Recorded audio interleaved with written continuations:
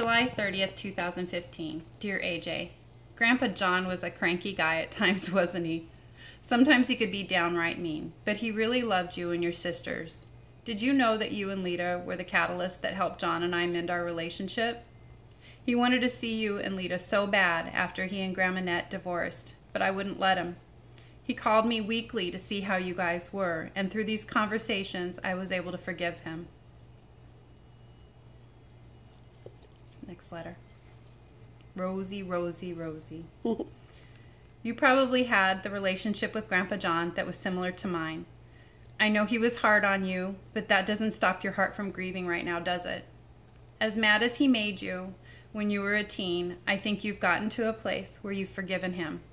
He was a broken man long before us. With such a fractured childhood, it's not surprising he was the way he was. Despite his alienating behavior, he loved you. I know that 110%. Did you know that even though he and Grandma Net were divorced and he went to live with different people and in different places, he always came back. He always called. He had no reason to do this and nothing to gain. He did it because you were his family, his grandchild, and he loved you. Dear Carrie, you, I think, had the most peaceful relationship with Grandpa John. I know Pop was the grandpa of your heart, but you always had a tender spot in your heart for Grandpa John. It's not saying it was always easy, but you seemed to just be sweet with him. I think in his last years you were such a comfort to him. The extra effort you made to send him letters, photos, and calendars were so precious to him. And I just want to thank you for taking the extra effort to make him feel special and loved.